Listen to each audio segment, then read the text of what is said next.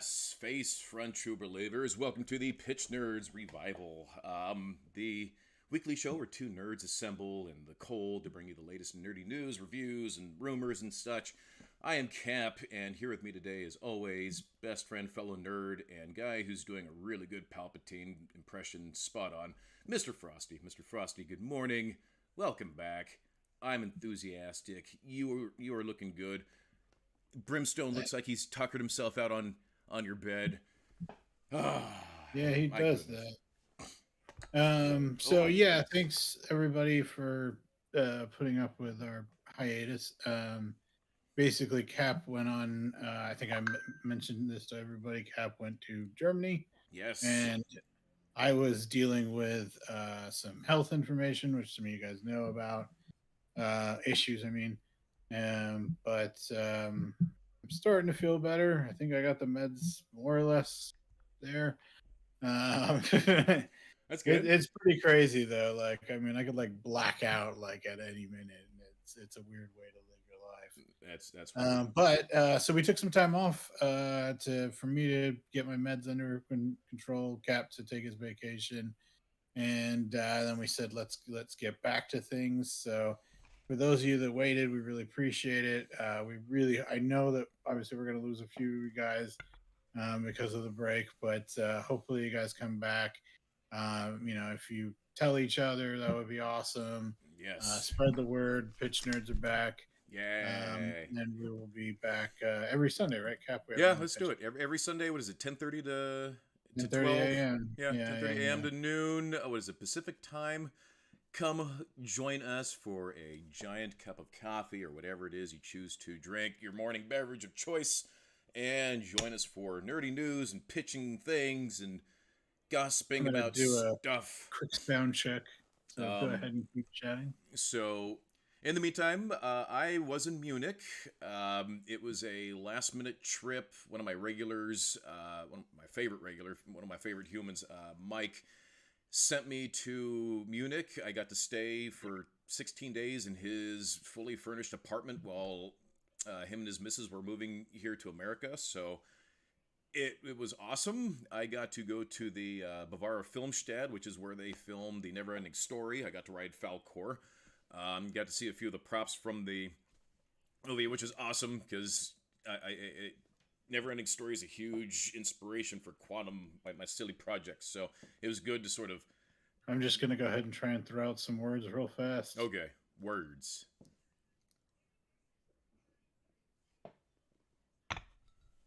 There's a delay, so I apologize at Of this course. part.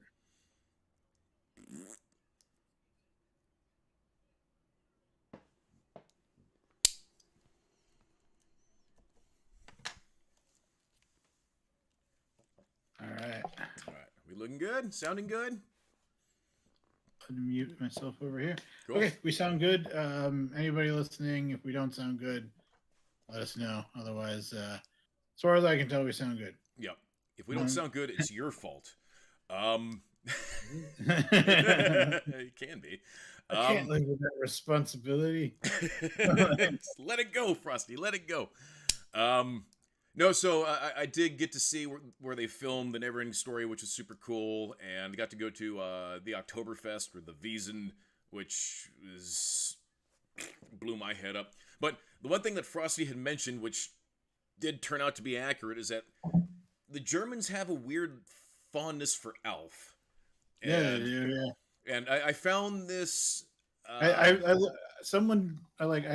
that on an article online because I read a lot of shit. Right. And then my friend, if you're watching, thank you for doing the cover of our Batman video, Jennifer.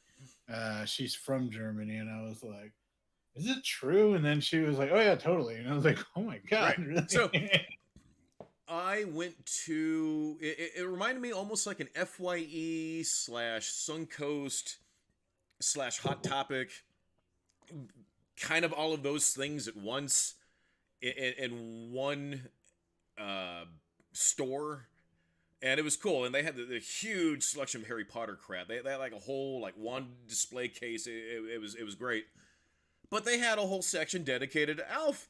It's like, oh, okay. I think I took a picture of it. So That was cool. That was a lot of fun. Frosty is feeling a lot better. I don't Um, know about a lot. but I mean, So you to have explain my issues to those who don't know, I mean, you guys all know I have kidney issues, but there's been some kind of equilibrium shift in my body, and so I'm trying to deal with these times when my blood pressure just drops down to nothing. mm, And I mean, like, it's pretty crazy. Like, I literally can't function mm. when I'm like that. I can't. I'm too stupid to even like watch TV. I just have to just lay there and be miserable, and it sucks. And if you try and like sit up, you like black out and hit, and you go right back down. Jesus. Yeah, it sucks. And then it's like that's like how I am for the day. You know, it's like, yeah, it just sucks. But anyway, um, one good thing is I know medical stuff is boring, but part of dialysis is they have to take water off you because your kidneys don't work, so they can't. Mm, You don't pee anymore, mm, and they had my dry weight too low, mm. so they were pulling way too much water out of me every time. You just look like a I raisin. got home and I'm just like, "Yes." You And look like a then mummy. yeah, and I kept just chugging water when I got home. And then because I was drinking so much, I'd come in, they'd be like, "Oh, you got too much water on you," and Gotta then suck it and all so out of you.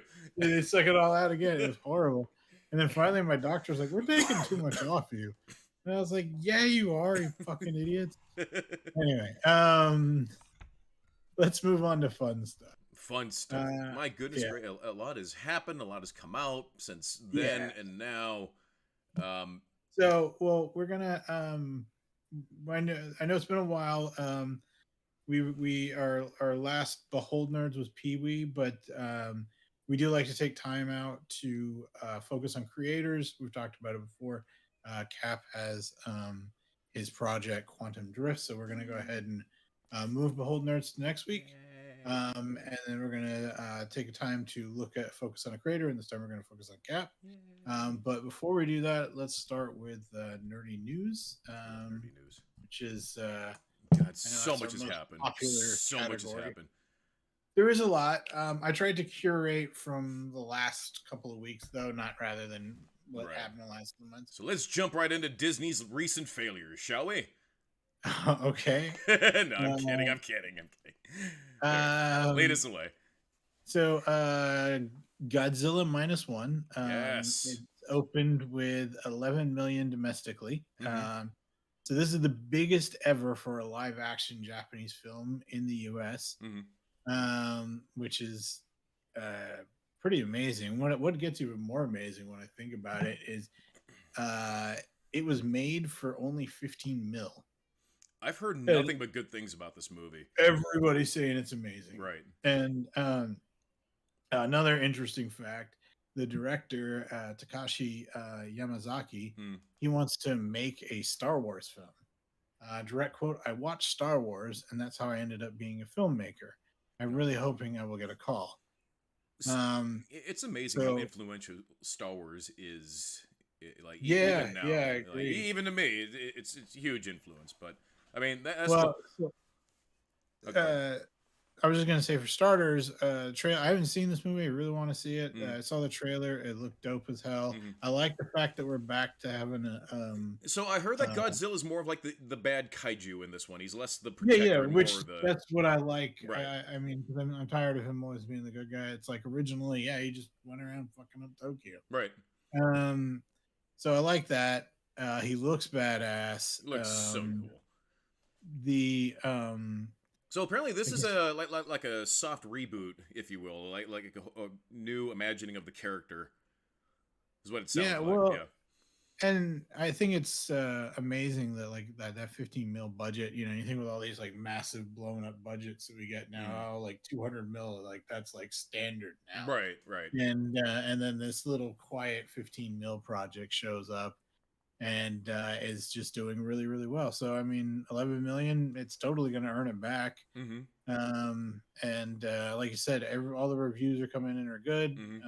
I want to see it. Sounds like let us know. Is this a movie you guys are looking forward to see? You can let us know in the comments. See, I didn't realize Or it was in theaters. I thought it was like a direct to streaming type thing, and I was amazed that it was in theaters. But I mean, it. I'm glad it's doing well. I just want to give a shout out to Real Super Killers. Thank you for the tweet. He reposted a pic of me with my hood, and he says the Sith Lord himself. I appreciate that. I told you. So, by the way, we are going to do a focus similar to what we're doing with Cap on your comic. Maybe next week, maybe the week after. We gotta do one with, and then Rob also. I know you wanted to come on the show soon because your comic just dropped. So we're gonna get caught up on all that stuff. Yes. Anyway, so let's see what else is going on. It'd be great to have you guys back on the show again, just to catch up and see. Yeah. Well, Real Super Killers hasn't been on the show before, but Rob has. Rob has. Yeah, Rob has. Yeah, but we definitely want to have you on the show sometime. Anyway, so this is I know we have a lot of people to watch the show, and you guys are part of the Restore the Snyderverse movement. Cap and I have talked about our feelings on those movies. Both of us genuinely like them.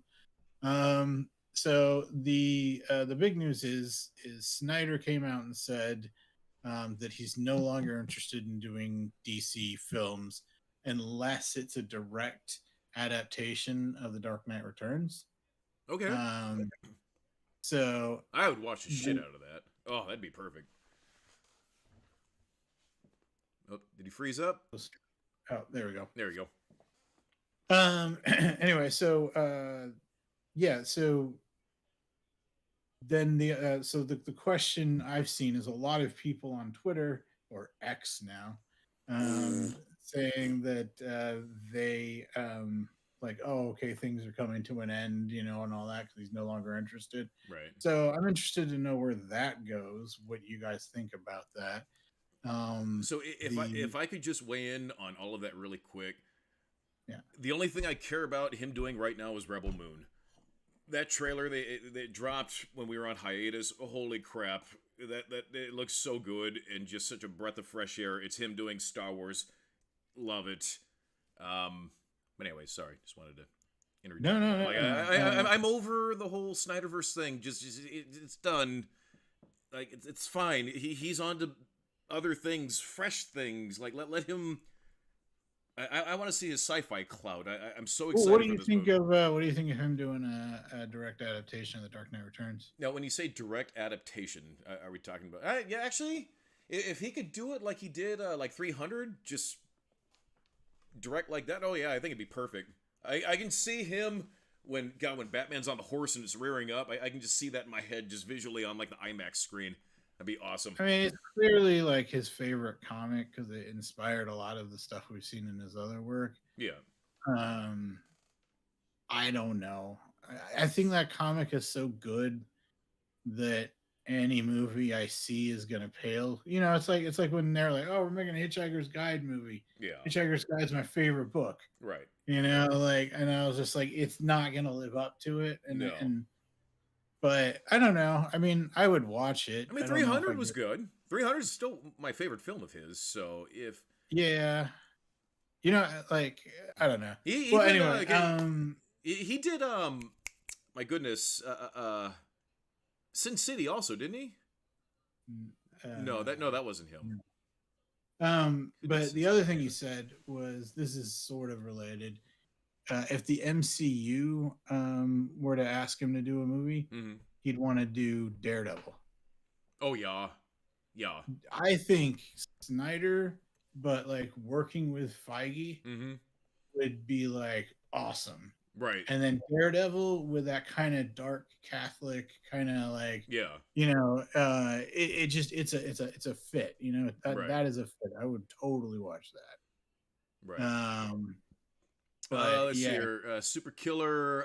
Don't see how they can do better than the animated movie of The Dark Knight Returns with Peter Weller's performance. Peter Weller was a great voice for older Bruce Wayne. RoboCop. Yeah, he did have a very fitting voice for that. That was very well Speaking of cast. voices, and we'll probably we'll try and squeeze in some Invincible talk later. Uh, Freaking what's his name, Thaddeus or whatever in Invincible. Mm. Yeah, the oh god, the voice, Which one's Thaddeus? Which? the guy that portrays Oh yeah, Alan. Optimus Prime, Peter Cullen. Yeah, Yeah, I know. Yeah, I I, heard that. It's like Optimus I Prime. I was just like, holy shit, Right. like. I mean, that whole show is perfectly cast, perfectly cast. But yeah, I heard that. It's like, holy crap! I no spoilers, nothing. But I kind of saw that coming. I don't know why. I just saw it coming. The animated movie was good. I agree. Part It two, I was like still. better. Yeah, I see.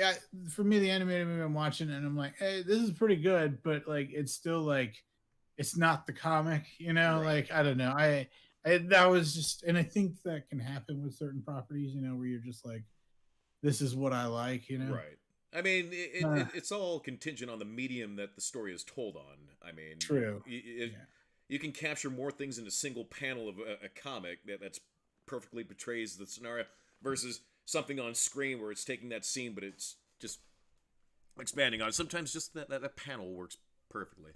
But anyways, Well, anyway, but it sounds like the whole Snyderverse thing's over. So, like you know, I really like Peacemaker and I really like the Suicide Squad. James Gunn, I think, has a good.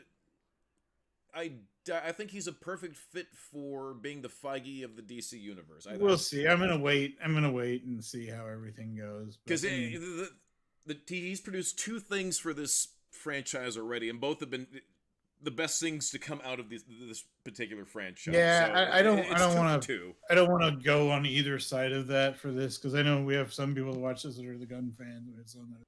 I don't want. Okay, but whatever. Yeah. The No, Suicide I agree. Squad was I just perfect. don't. I just don't. But anyway, moving on. Kevin Feige says he will not resurrect Iron Man. We are going to Good. keep that moment and not touch that moment again. We all worked very hard for many years to get that. We would never want to magically undo it in any way. Yeah, I think that's the wrong just decision. have that be done with. Tony Yeah, Stark is finally banging Aunt May up in heaven. Good for them. Plus, like the one thing I love about the MCU for the most part is, unlike comics, characters stay dead because death is a joke in comics. You know, like of course. And so it's I kind of dig that, like, for the most part these characters die and then they don't get resurrected. Right. Okay, what else? So Bruce Campbell confirms more Evil Dead movies are coming. Probably more like 2 to 3 years now rather than every 10 years. So what are your thoughts? Like, do you like Evil Dead? I like Evil Dead. So I tried to get into the series. I think I finished watching the first season. I couldn't tell you anything about it. It wasn't quite memorable, I guess. But I like Evil Dead. I like the first two. Evil Dead and Army of Darkness was. Army of Darkness is my favorite of the two, but Army of Darkness is my favorite too. But yeah, so I watched the series for a while. I thought it was good. I had no qualms with it. I just, like you, I just kind of stopped watching. Yeah, like it's not any fault of the show. It's just I have limited time, man. I'm sorry. There's so many other things that just. There are other stuff. Yeah, you want to watch other things, and right. You know, I agree. And you don't want to just watch TV all day. So, right. Yeah. Right. So yeah, I agree. So, but it's good. The what do you call it? The movies, obviously the first 3 movies are all iconic. Yeah. Then there was I haven't seen anything else though. That's all I've seen. So I saw the remake that came out a few years ago, and it was okay. It was it was faithful enough to the source material, and it captured that Sam Raimi just very shocking, just the camera angles and whatnot. It's a very specific style with Sam Raimi with how he does his movies, stylistically. But it was good. It was good. No complaints. Worse remakes have been made. Okay. So, but again, after that, it's just one of those franchise was like, okay, it exists at this point. Mhm. I think because I'm working downstairs in my man cave, I'm getting it revived. Well, so the question is, if are you looking forward to these movies, or I are mean, you I'll watch indifferent? him. I mean, if Bruce Campbell, you can't go wrong in anything that he's in. He's just he's almost like an older Ryan Reynolds. He was like Ryan Reynolds before Ryan Reynolds. I feel like. Yeah, no, like okay, I'm. It's not a movie I would seek out in theaters. It's a movie I would watch if it was on Yeah, something. yeah, But yeah. If it was on like Hulu or Tubi or something, sure. yeah. Yeah. Okay. So, the first trailer for the Fallout series has been released. This is coming out April 12th on Mm-hmm. Prime Video. Did you see it? Yes. I saw it too. So I saw it, and boy, I hate the internet. Oh, it's so woke and derper. Oh God, I haven't even seen that shit.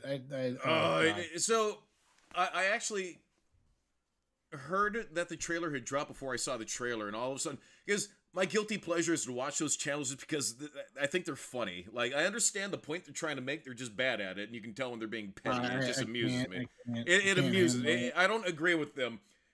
They just amuse me. So, of course, oh, it's a woke agenda, and it's like, how? You could build your own character in fucking Fallout. Like, and we got to see the Brotherhood of Steel, which looked fucking awesome. We got to see like their big airship, which I thought was cool. Yeah. We got to see it was Fallout. Yeah, that was my thoughts exactly. Actually, you know, my only complaint is that I wish they would have chosen a better song for the trailer.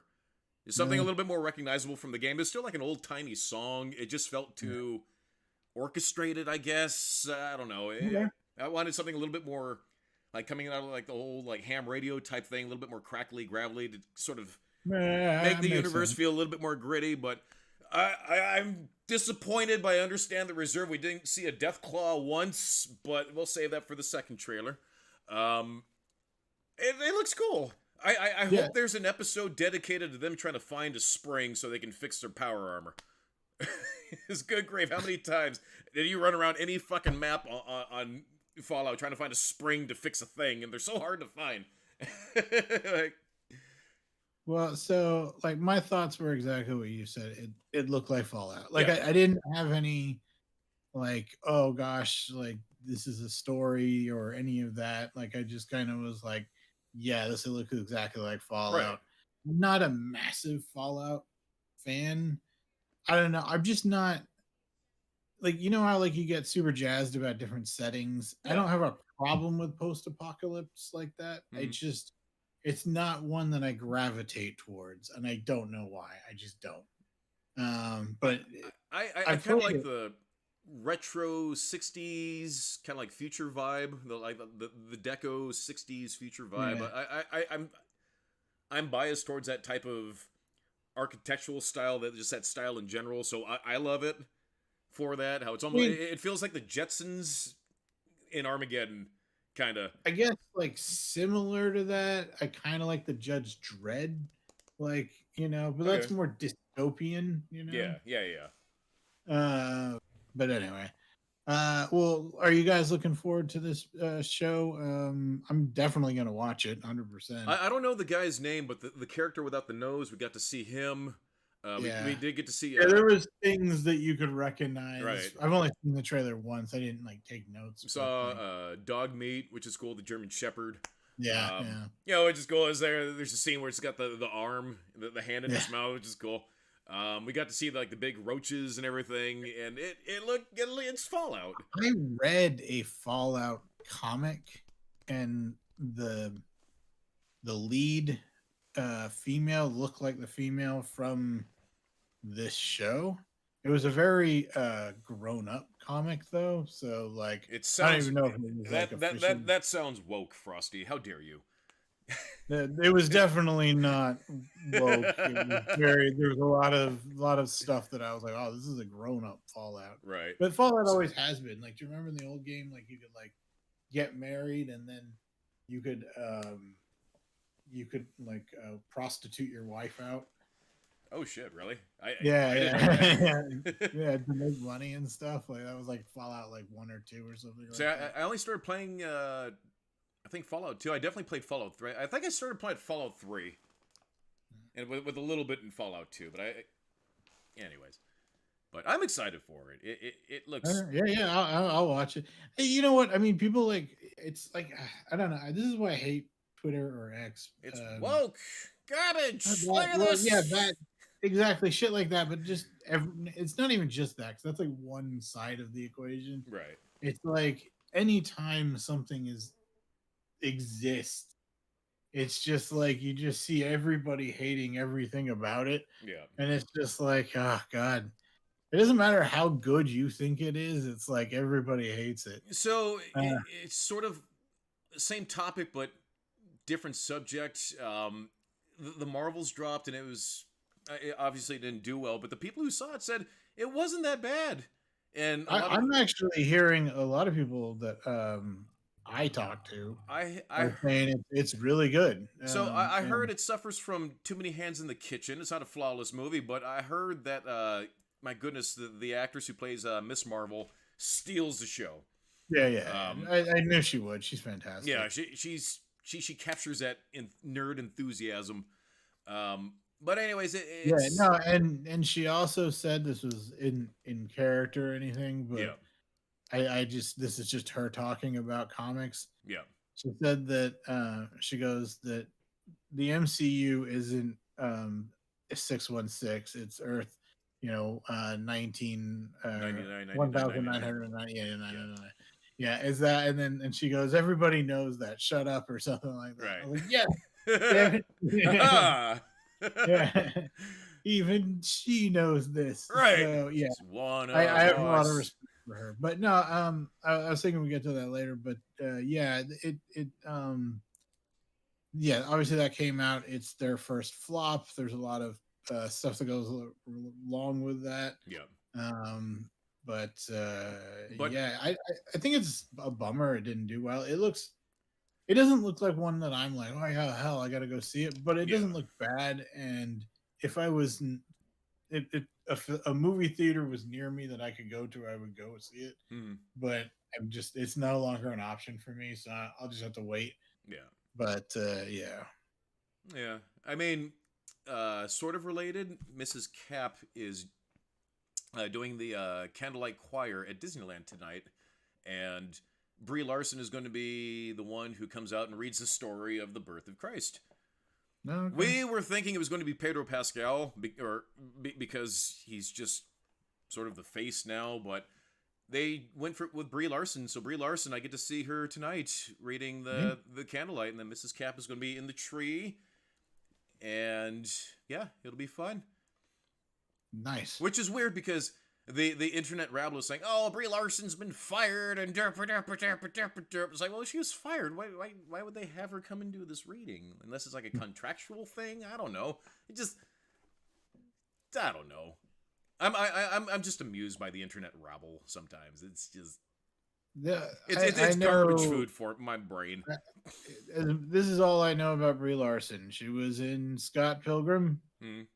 She was that, hello again, friend. And I thought that role was fine. Right. And then I saw Captain Marvel and she was in that. And I was like, yeah, I mean, a lot of people loved that movie. Like, people, like, I had employees that worked for me and they were like, oh my God, it was awesome. Hmm. It wasn't my favorite, but it was fine. Yeah. And then, yeah, I know this one came out. I know it's not doing well, but people are telling me it's good. So, Yeah. I will give it a watch when it's available to rent. Yeah. But yeah, I will watch it on Disney Plus in 2 weeks. So okay, this is interesting. Apparently they're making an I Am Legend 2. Will Smith confirms he will star in it, along with Michael B. Jordan. Direct quote: I have a call with Michael B. Jordan tomorrow. The script just came in. We're going with the DVD version where my character lived. So obviously they realized that the ending Exploding that himself, was right. terrible. Yeah.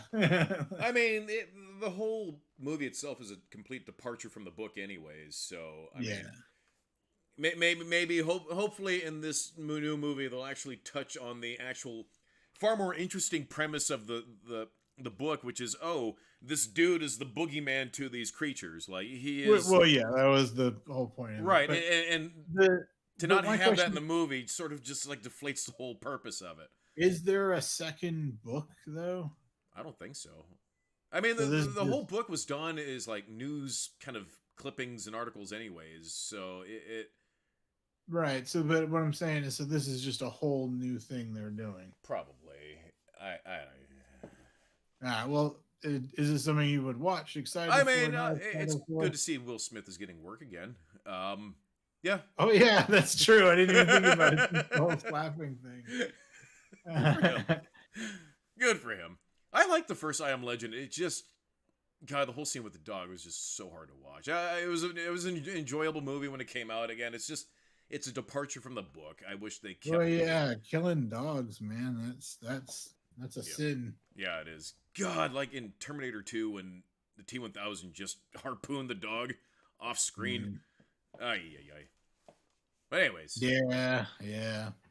I've been playing a lot of Remnant too, Mm-hmm. and in that you have a dog. Well, you can if you choose that class of a dog that follows you around, Mm-hmm. and then it always comes back to life, so it's fine. Right. But it does die sometimes, and so I like to be like, I'm playing with the fellow nerd Joe, and he's like, "Your dog died." I'm like, "No, John No. Wick, John Wick, John Wick," and I just start trying to kill everything as fast as I can. Nice. It's a fun game. It gets really hard when you start turning up the difficulty. Mm.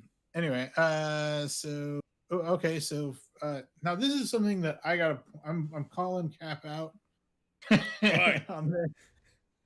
But the first trailer for GTA 6 releases on December 5th. Can't fucking wait. Mm.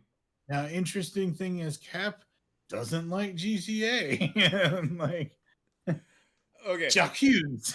It's not that I don't like Grand Theft Auto. I grew up with Grand Theft Auto. That was actually the second violent game that I played next to Doom, because Doom and like Duke Nukem were like the first like hard R games, and then here's the top view and you're mowing down hookers. It's great. I don't have the time to play that type of an open world game. That's it. I don't really game anymore. Because I'm a writer. I'm happy, right? I just don't game anymore. I will happily sit down. Maybe now, because you've stopped. I haven't seen you gaming in a while, but that wasn't true when I was living with you, buddy. I had GTA 5 when it came out. You could have played it with me, and you didn't do it, and you kept refusing to. And you were definitely gaming a lot then, so that's Well, not what was true. I playing at the time? I was probably playing something because I commit to a game, and then everybody But else moves anyway, on. anyway, Anyways, well, but point is, GTA 6 can't wait. I've been waiting for this game forever. Um, and yeah, I hope they knock it out of the park. They always do. They always do. Well, to be honest, GTA 4 I wasn't that big of a fan of, because I understand it had better physics and everything like that, but San Andreas was just so much bigger, right. and you could just do so much more. And I also heard about GTA 6 that they're bringing in a lot of those San Andreas elements. So like you can like go to like the bar and shoot pool, or like, Oh, cool. yeah. So it'll be cool to bring that back, because I mean I think the main thing with GTA is it needs to be just like you can do everything, like, Right. Right. And I think that's the most important part. But and then it also has to have a really good Story. single player game, which Yes. it always does. Right. Okay, so this is where I was going to start talking about the Marvels, because I think I'm going to skip over this though. Yeah, let's skip over it. The Boys Mexico spinoff is in the works. Diego Luna and Gail Garcia Bernal will exec produce, but not star in the majority capacity. Gareth Dunet Alcosa, the Blue Beetle, will write the series. Okay. So they're getting the writer from the Blue Beetle, spin off of the Boys, and they're gonna and it's gonna be called The Boys Mexico. I know nothing about this beyond that, but I mean, what did you think of Gen V? I love Gen V. I love Gen V. Gen V was one of those breath of fresh air shows where it's just like, it was good. I really enjoyed it. I like how they made it relevant by integrating the flaws into of the individual into their superpowers. Like the girl who shrinks, she's anorexic, bulimic, whatever. So in order for her to shrink, she has to throw up, and you kind of feel that agony every time she has to shrink down. It's just it does a good job at that. The show does a really good job at showing the back end of their superpowers and how it sort of ties into them as humans. It does a really good job of that. I love it. I can't wait for the next season of The Boys. Keep giving us more. The last season of The Boys was so good with Hero Gasm. It was so good. I've never read the comics, but I'm really happy with what I've seen so far. So Gen V, I thought I really enjoyed it. To me, it was X-Men, but like The Boys. Right. I did see a comment though on Twitter. It was woke. Shut up. Let's not bring that in. But I did see a comment where someone said The Boys is becoming everything they make fun of. And it is true because they mock being this like big commercial thing, and the whole point is like the superheroes are these commercial entities, right? But at the same time, they're like, "Oh man, this is a hit." Okay, so now we need The Boys, Mexico, Gen V, we need an animated thing, like pretty soon we'll be drinking out of cups, right? The vodka cups, like The Boys, I mean, and their Twitter account is fire, by the way, every single time. And people don't realize, there's some people in the world that don't realize that they're trolling, but, that's besides the point. But you know what? Everything that they've produced so far, even the animated thing, every season of The Boys, Gen V has been so good. So, okay, just keep up the pace. I don't think Gen V was as good as The Boys. No. It wasn't as good, but it was still... interesting characters, interesting story. Anything. Clancy Brown is such an iconic villain in everything that he's in, and I love it. That's the guy that was like the headmaster, Mr. Krabs. I love Clancy Brown. My issue with this show was I was at dialysis watching it, and so I've got my laptop and I'm watching it, but I'm thinking to myself, if someone walks behind me and looks at what I'm watching, and a dick explodes, they'll be like, "What is this?" This tiny girl riding this small wing. I know. And it just I know, and so every time in a tech, I explain, I'm like, so there's this show, and I try to, and I'm like, I'm not watching something weird, it's very popular, right? Anyway, let me explain. Last bit of news: Die Hard is returning to theaters on December 8th. Yes. Okay. So I always think it's funny because we got to do it. Is Die Hard a Christmas movie? Yes. Exactly. It is. Yes. It is. It's just it's an action Christmas movie. That's all it is. Right. It's 8,000% Christmas. See, everybody. They say Merry Christmas several times throughout the movie. I mean, they make Christmas jokes. Like, come on, it's a Christmas movie. Machine gun, ho ho ho. Right. Ho ho ho. Such a good movie. I'm gonna watch that soon. When you were a kid, were you confused as to if the dad from Family Matters was the same character? It's the same character. God, he was in that, which also means that he was in that other show. Because Family Matters was a spinoff. Yeah. Was it? It wasn't. Oh my God! What was it? The guy's name Balky or something like that. Yeah. God, I just saw a thing on this the other week too. Oh my God! It's gonna 40 minutes from now. It's gonna pop in. Yeah, the sassy elevator operator. Yeah. The mom from Family Matters, and it was Die Hard and Batman Returns are my favorite Christmas movie. Yeah, Batman Returns is I guess Batman Returns too. Yeah, I never thought of that one. Yep. You know what I will say? Recently came out, but was really good. Violent Night or whatever it's called. Okay, so I don't say anything because I do want to watch that movie. We haven't seen it yet. It's on streaming right now. I I want to see Violent Night. It looks good. It looks fun. Oh, it was good. It was good. I liked it. Okay. Frosty. Anyway, okay, so that's all I got in the news. Do you have anything, Cap, you want to add? No. Just Mrs. Cap is going to be on her way to go join the Disney choir. I like your shirt. Thanks. Is that what is that? Avatar. Okay. I thought it was a Pokemon for some reason. It looks like a Pokemon. I don't like Pokemon. It looks like one of the legendary birds. That's why I asked. No, I mean, God, so much has happened. Anyway, really quick, the Rebel Moon trailer. Can we talk about that really quick? Because it's so good. Yeah. So it's coming out next year? No, it's coming out real soon. I think. Is it? Like January? Pretty sure. I'll pull it up. So this would be Zack Snyder's Star Wars if he were to be given the license to make Star Wars, and when they turned him down, he said, "Fine, I'll just make my own sci-fi." It looks so cool. It came out about a month and a half ago, so it's not exactly fresh, but I mean, Frosty, do you remember anything from it? I mean, sort of. I watched it a couple of times. I think I talked about it with Rob a little bit. Yeah, I mean, because he loves Snyder, so I kind of think he's our resident Snyder expert. Right. But yeah, I thought it looked cool, and the I mean, I don't really have much more to say. Yeah, it just looked like Star Wars. It looked like Snyder, and it looked cool. Yeah. Okay. Oh, I can't wait for that. December 15th.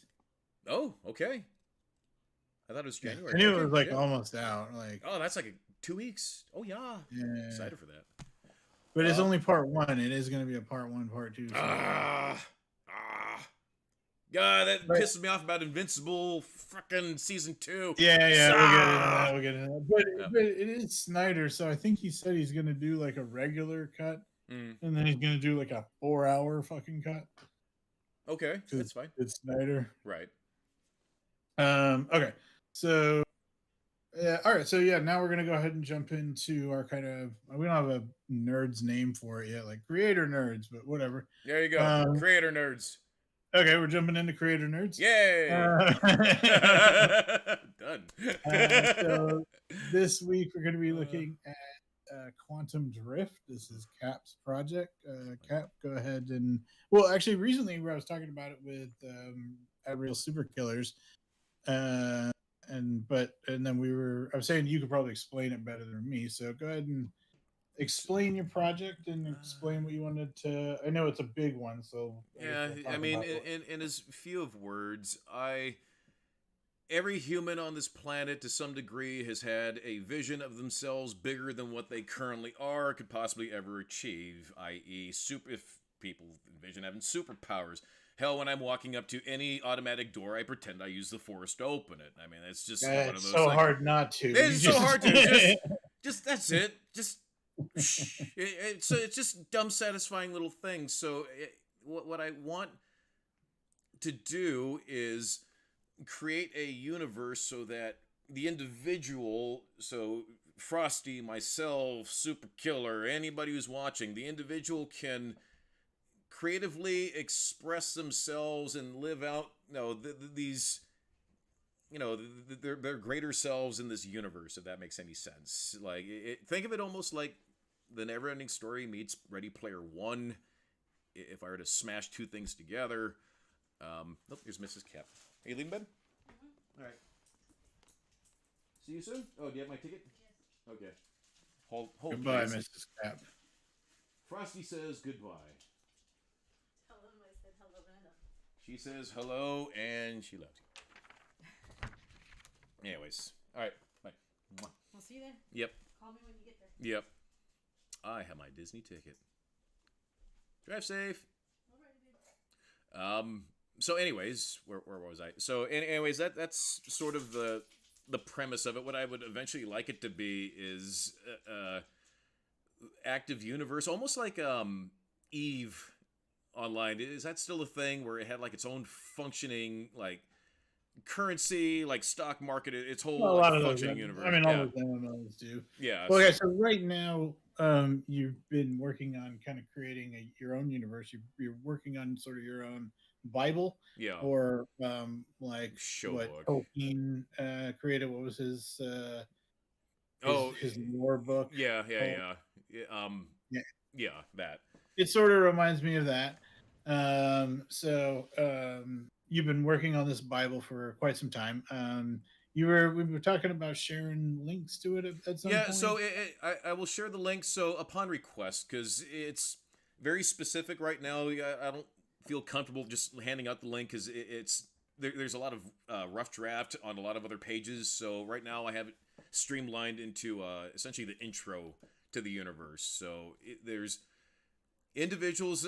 I treat the project as if it already happened. These visions that you have of you being superpowers, well, guess what? My universe has already happened, and your brain's trying to piece it all together because it's just, I just wove it into the story. So, the whole project is a tip. Hey, is you can never build an entire universe with so much lore. Yeah, there's so much lore in my universe. I didn't realize how much there was. It doesn't seem like a lot, to me, because it just sort of comes out, but to everybody else, like, oh my god, it's so much. But So I've read some of your work. I do have I guess a couple of, but I have one note. mm, Like, because like, so Cap, your ability to write detail is really great. mm. I commend you as well for writing an entire universe's lore down, because that is really impressive. I think you said at some point you're wanting other people to start contributing to it. Yeah, so it's going to be baby steps. So I'm what I have right now for people who are interested. I have essentially call it the captain's log. It's going to be the intro. Everybody who wishes to participate, who entered this universe, did so once via one of 4 gates, no exception. I will happily work with individuals right now to kind of piece together what kind of gate you think you fell into, and I can build the universe around you with the lore that I already have in place, and just get people their sea legs, and then they can sort of become like the pioneers of this universe right now. And I'm going to release it in very small steps. So right now it's just you arrive at the gate and you are recovered. That's the intro right now. So where I think you should go with this project, and I've talked about this before, Tabletop. is I think yeah, tabletop. Mm. You can adopt. You could even adopt the 5e or the Right. next the D&D 1 system, Mm-hmm. because they're actually there's been some issues. I don't want to get into that whole like D&D gate or whatever people are talking about, Mm. but you could do a tabletop game. You could hook it up with D&D Mm. Wizards of the Coast, and it would work. And then Right. or there are systems you could use that aren't that, and or you could even create your own if you were So eventually, what I would like to do is come up with a little one-shot campaign that uses D&D rules to have you guys play during one of your D&D nights when you're between games or whatnot. Just okay, we're gonna play this, but it's gonna have like a quantum overlay, and you guys are playing yourselves. And if yeah, I'm sure we would all be, if you ever want to come and DM, you're more than welcome. Currently we are playing what do you call it, Spelljammers, by the way, if anyone wants to get in on, I'm DMing it. We're about halfway through the Spelljammers campaign from the Spelljammers book. mm, If anyone wants to jump in, just message me, and you could join our D&D games. mm, We play Sundays 7:30 Pacific time. mm. I'm DMing later tonight. Anyway, so where was I? Oh yeah, so the one thing, so this is what I think's amusing, because like, so this is Cap's detailed mind with lore, because I think you love lore, and I think that's why you like writing lore. Is it like lists something, and then it's like the introduction. It's like Right. brief summary of stuff, Yeah. then like measurements, and like and so like you have to like learn these measurements. And Yes. what I was going to say is you use them, and I think you know your own measurements because you created it. But as like a new person, I'm just like, and you're like, it'll be like this many somethings, Yeah. and I'm just like, I don't know what that is. Like, so what I would do is, if you want to use that, I Mm. would put in like brackets, like The 4 meta. solar Okay. years. All right. That was just my one critique. Other than that, it's phenomenal. I'm very impressed. I think that once you've built this lore verse, Mm. I think you just got to decide what your next step is. Yeah. But I definitely think what you want to do is share this, because there are other lore nerds out there that just would just love this shit. And so yeah, I would definitely do that. So essentially, right now with the intro, I finished it a while ago, and I'm still tweaking it because I'm just Well, fanatic like that. But wait. Like, so tell us about one specific race, and I think I know the one you're gonna pick. Yeah, so tell us about a race you wrote. Give us some lore. all right, so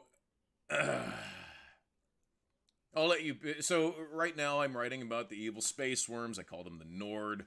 I have two other full character pages ready, but I need to, once I'm done finishing the space worms, I'm going to go back to them and just sort of pave over and just retouch up some of the pre-existing lore that I have and just kind of meld it together, if you will. But so the whole functionality of this universe, it's called Kintar. It's just one giant galaxy. It is the Milky Way is tiny compared to this giant singular galaxy. It exists in a super void of just nothingness. It just stands alone in its own kind of like pocket universe, if you will.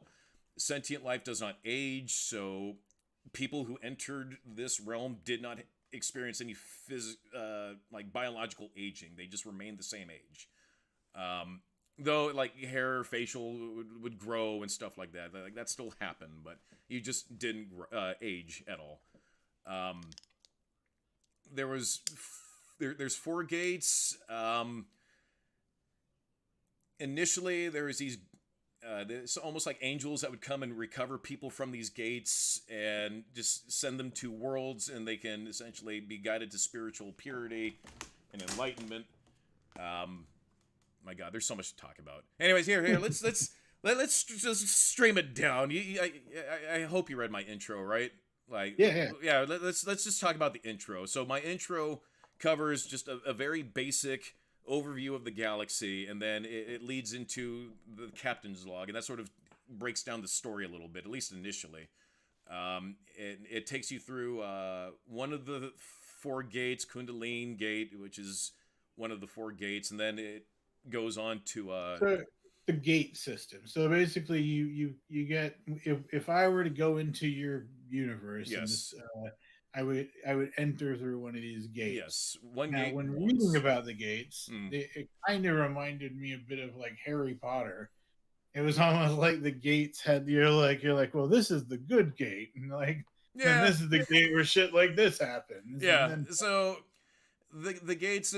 The universe has different eras. So in the modern eras, when humanity, aka our Lydians, came in, and there was only one gate that was specifically under like good guy control, if you would, and the Combine run by lizard people and jackal monsters.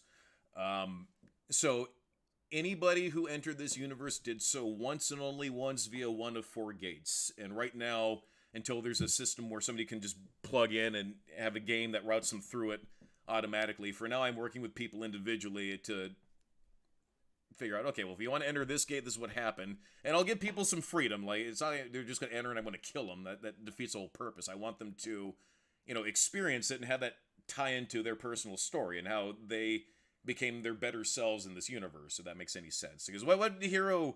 My goodness gracious, you need to have challenges to overcome, right? Even at the beginning level. It's like D&D, you start off squishy. So how did you survive these elements to become, the superhero you? So I'm working with people right now, several, to walk in baby steps through each gate, and then what would happen after the recovery. Yeah. So the gates themselves are gigantic. Think of like all of, like an entire county. They're just gigantic. Billions of sentient creatures get ported in at a time. each sharing a similar biological like requirements, if you will, with give or take, and then depending on where you come in, you're recovered by one of 3 different types of vessels. Some are good, some are bad, and you get integrated into the universe from there. It's because the hardest part was figuring out how do I get people into this universe. And it's like space gate. It's like, okay, well, what's in the space gate? Well, then everybody would attack the space gate. How would you protect the space gate? I don't know. Prism dimensional bubble thing? I don't know. All right, but then if you have that, then how are they going to recover? I don't know. I do think it's fun doing that. Like, we've talked about it before. The Like creative rabbit hole. Well, no, but I was like thinking, like, it's like I like thinking about these things, like lightsabers. How would I make my own lightsaber? Right. And like my thought was like it would be rather than like it burns and shit, it would just be like one molecule thick magnetic field with like a vapor in it. And then it fills it with a colored vapor so you can see it. Mm-hmm. And then so like, and I think that would be cool because it would be like, yeah, that would be cool. Yeah, and then when it turns off, the vapor just dissipates. Yeah, and I think that would be a cool like sci-fi melee weapon and stuff like that. And that's what's interesting about your project because it's kind of like that one. What do you call it? The one with the monsters. Or which one? No, the SCP-3 whatever. Oh yeah. There's I forget the name of it, but it's got that big name. So the whole point of this is for people to contribute and create their own lore, their own sci-fi stuff, like that. Stuff. Like you could come up with that blade I just talked about, or or come up with your own ideas and right. And that's where that's what I'm saying. That's what I think it would this lends itself to a role playing game. Yeah, and that would get a good leg up on. I think what your final goal is, which is to kind of go more like a digital experience, right? Right, and just give people a creative outlet to just express themselves within a functional universe, and people can contribute however they want. And so your lightsaber doodad that now exists in Quantum. I made it so. Just your goober, you created it. Anybody else who wants one, you create the rarity of it. Hell, I'll give me the reins and I'll tell you where it came from. I'll create lore for you, or you can do it. It's so somebody else who comes in will be like, well, that sounds like a cool thing. I want one of those, and then just add a template to whatever it is you created, and then that becomes an accessible thing to everybody else. But that's like distant. That's long-term goals. So. Right now, it's just the early intro. I'm writing about evil space worms who are just the worst. Yeah. Why did you name him Nord? Yeah, you know what it is. So I was. You go on YouTube. Nord VPN, Nord. That's all I heard was Nord, and I was going through because a lot of the creatures that are. When I hear Nord, I think Vikings. So that's yeah. So.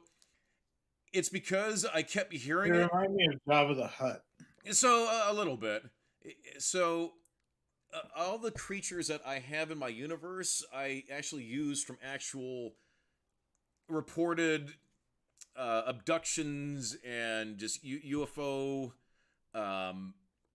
just people witnessing aliens and whatnot. I went into actual alien and UFO reportings to use these goobers in my universe. So I was going through my books and I found, all right, well, there's a Sembrata, that's in a Sikh, there's a Torcan, that's cool.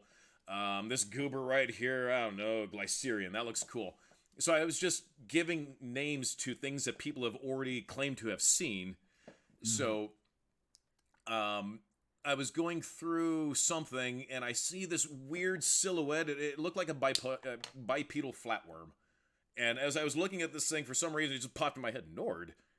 That's a Nord. I know, that's a fucking Nord. And it just weirdly stuck like that. I just added an H in it, so it changed the spelling a little bit. It's just, I don't know why, it just stuck. And now it's just the Nord. They're sort of like Huts a little bit. They're authoritarians. So everybody who enters this universe receives an operational assistant. I call it an OA. It's sort of like your environmental suit.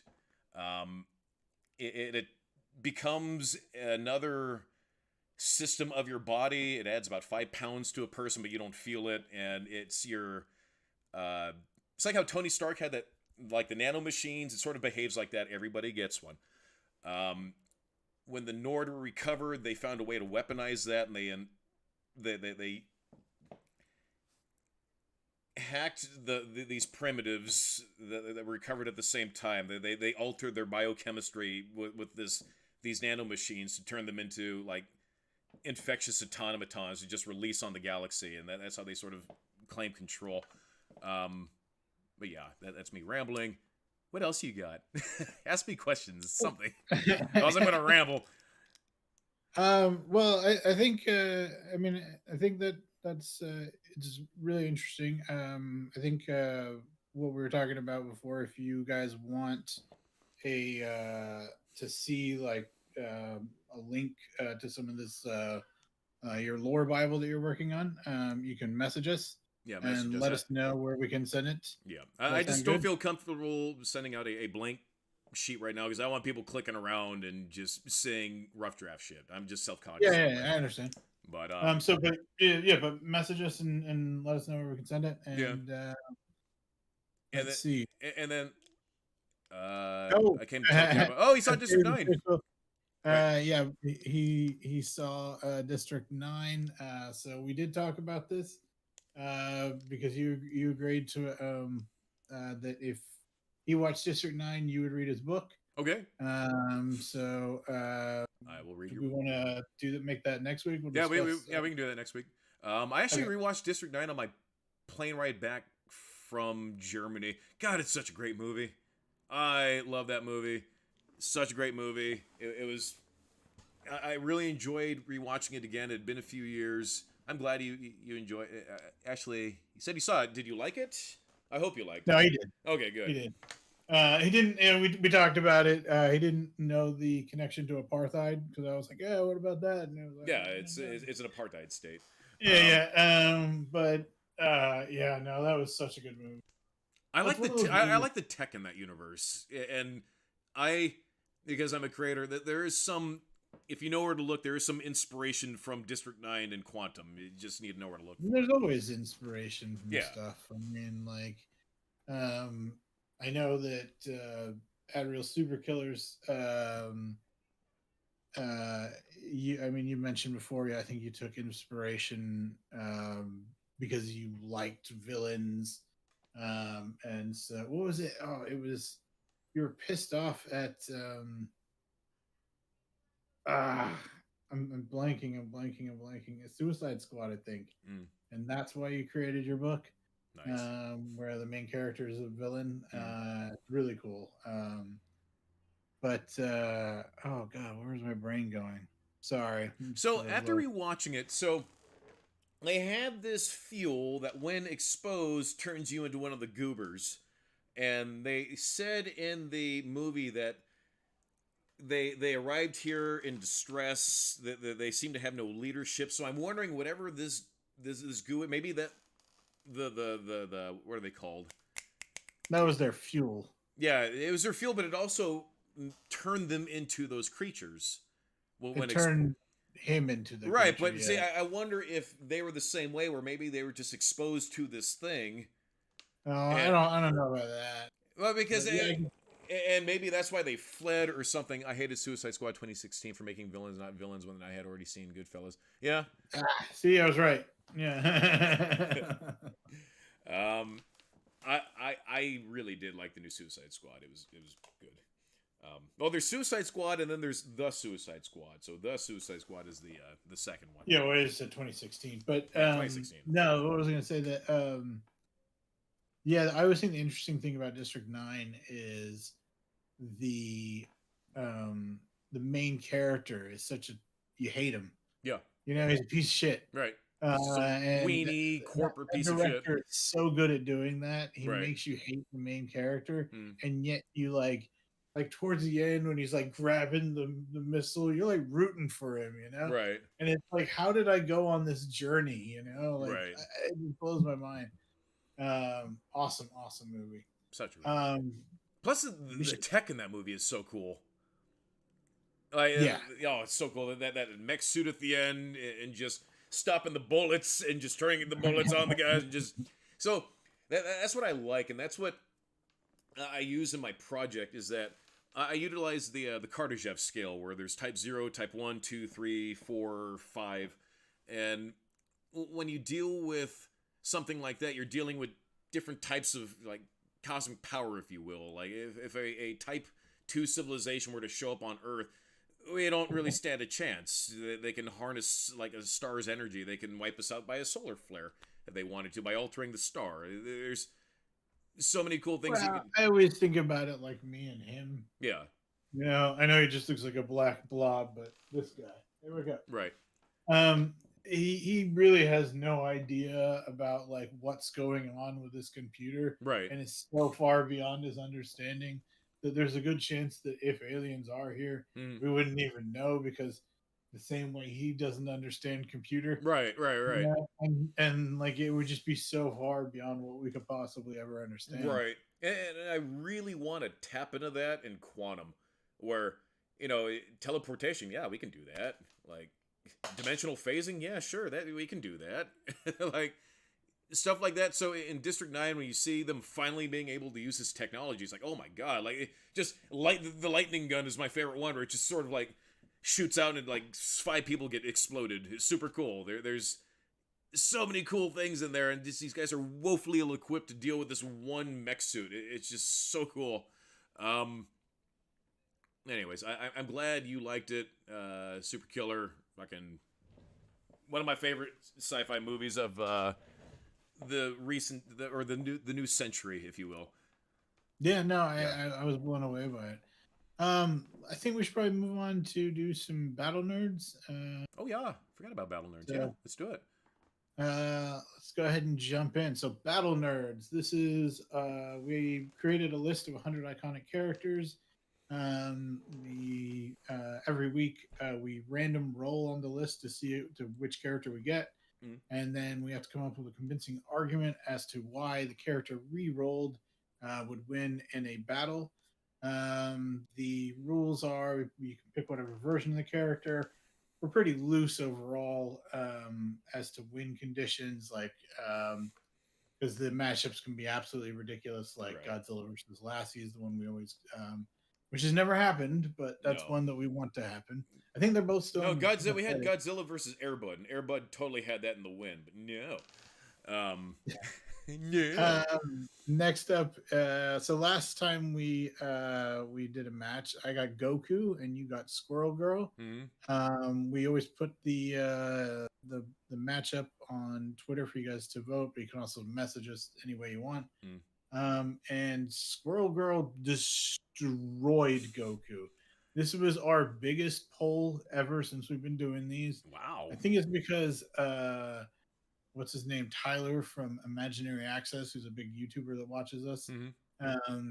He commented, and then people saw that he commented, and so everyone like perfect. And so yeah, like Squirrel. It was like Goku and Squirrel Girl. They were mad, you know, lying, and then Squirrel Girl just went. So Goku is. I blame you because you're the one who put her on the list. I'm pretty sure I objected several times to having Squirrel Girl on the list, but whatever. There's other like characters like her, like say Thomas on the list. I mean, did he win? Is he still on the list? He's not. He was beaten. I can't remember who beat him. Anyway, so this week I got Mario, and you got Captain America. Yes. So we get to pick a version. I am actually going to go with movie MCU Captain America. Okay. Endgame, where he is pure of heart and can summon Mjolnir. What version of Mario are you going for? Have you seen the new Mario movie? Because I also watched that on the plane. It was okay. It was cute.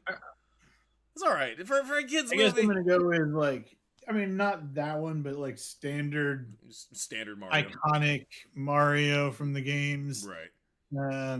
I remember when I was like, I had to go. I forget the last time Mario fought. Mario fought Dexstar, and it's probably one of my favorite arguments that you've ever come up with, where it's like, well, see, Dexstar embraces blah, blah, blah, blah, blah, blah, blah, blah, whereas Mario is a blah, blah, blah, blah, blah, blah. So I think, Mario cancels out that. So, He's a beacon of hope or something. yeah. I was just pulling shit out of my ass. Like, that was funny. anyway, but I'm just standard video game Mario. Standard video game Mario. So, by the way, just to recap, our 3 fighters that are in first place, who have won 4 matches each, is Rogue, Bach, who always wins, and Wolverine. So yeah, I love the Spock fights. The Spock fights, because you have to think like Trek. Like how would we think this out with Star Trek technology? It's fun. Anyway, the advantage of losing Goku, and I think you said this before, is that it means he never has to fight Superman. Yeah. Although that's the next death battle they're doing, Goku versus Superman 3 again. Yeah. Anyway, so why we all know who Captain America is, I think. So why can Captain America beat Mario? Oh, so easy. So Mario has primarily what's Mario's one main power. He jumps. Now, Mario's jump is good when it comes to Koopas and whatnot, but say you have Steve Rogers who has his vibranium shield. Now, Mario can jump all he wants on Captain America. I think this is a very simple fight, really, if you break it down. There are things that even Mario can't defeat by jumping on them. And I don't believe that his ability to jump will impact Captain America with his shield. I think just all of his power will just get redistributed through the vibranium, and then Captain America just punches shit out of him. And remember, every time Mario gets hit, he loses whatever power-up he has. So, essentially, you can take out Mario in 2 hits. Boom, to lose the power. And, I'll give you 3, where you can lose the power, and he's big Mario to little Mario, and then dead. So, we'll allow 4 hits. It depends on the game. I guess. But either way, I see Mario just being unable to contend with the vibranium shield because his jumping power is not going to do anything. And you give Steve Rogers Mjolnir at the end of Endgame. Okay, deflect the jump and just God blast. Boom.